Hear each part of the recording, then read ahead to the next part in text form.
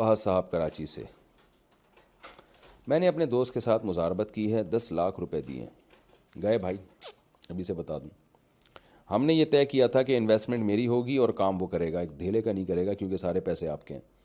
Profit کا 50% طے ہوا تھا، اس کا کپڑے کا کام ہے، اب نہیں ہوگا جب تک آپ نے دیا۔ میں نے پورا سوال پڑھا نہیں لیکن مجھے پتہ ہے گیا، اس کا کپڑے کا کام ہے یعنی تھا، میری رائے کے مطابق اب نہیں ہوگا۔ اب میں تحقیق نہیں کر رہا کہ وہ شریعت کے اصول کے مطابق بزنس کر رہا ہے یا نہیں کر رہا، مثلا کسٹمر کو دھوکہ تو نہیں دے رہا، یا مجھے پروفٹ دینے میں شریعت کے خلاف تو نہیں چل رہا۔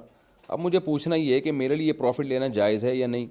دوسرا یہ پوچھنا تھا کہ اگر وہ میری انویسٹمنٹ کے ساتھ اپنی انویسٹمنٹ ملا دے، مثال کے طور پر 10 لاکھ میرے، 5 لاکھ اس کے، تو شریعت میں ایسا تو نہیں ہے کہ جس کی جتنی انویسٹمنٹ ہو تو پروفٹ اس کے حساب سے رکھے؟ دیکھو آپ کا اس سے طے یہ ہوا تھا کہ 10 لاکھ آپ کے ہیں، اب جتنے وہ اپنے پیسے ملائے تو ٹوٹل اماؤنٹ پروفٹ کو اس ٹوٹل اماؤنٹ پہ ڈیوائڈ کرے گا۔ مثال کے طور پر 10 لاکھ آپ نے دیے، 5 لاکھ اس کے تھے، تو 15 لاکھ ہو گئے فرض کریں۔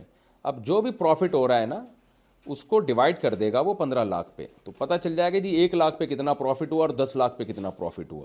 تو 10 لاکھ پہ جو پروفٹ ہوا اس میں سے 50% آپ کے اور 50% اس کے، باقی سارا پروفٹ تو جو 5 لاکھ اس نے لگائے وہ تو سارا اسی کا ہے۔ تو اس طرح سے نفع تقسیم ہوگا۔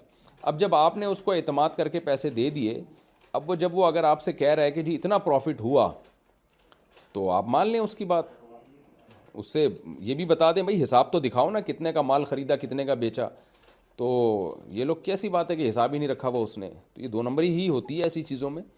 تو لیکن بہرحال اگر وہ آپ کو پروفٹ دے رہا ہے اور جو ہے یہ بتا رہا ہے کہ بھائی اتنا پروفٹ مجھے ہوا ہے جس میں سے یہ 50% آپ کا، تو آپ کے لیے اس کی زبان پہ اعتماد کرنا جائز ہے۔ باقی یہ کہ کسٹمر کو دھوکہ تو نہیں دے رہا، تو جب تک آپ کو یقین نہیں ہے تو آپ یہی سمجھیں گے دھوکہ نہیں دے رہا، ایسے تو کوئی دنیا میں کاروبار ہو ہی نہیں سکتا۔ پھر آپ کو کیا پتا کہ دھوکہ دے رہا ہے کہ نہیں دے رہا؟ تو جو کسٹمر کو دھوکہ دے رہا ہے تو پھر آپ کو بھی دھوکہ دے گا وہ۔ تو اس لیے جب کسی پر اعتماد ہو نا تو یہ کام کیا کریں، اعتماد نہیں ہے تو کیا ہی نہ کریں، اور آج کل اعتماد کرنا بڑا مشکل کام ہے۔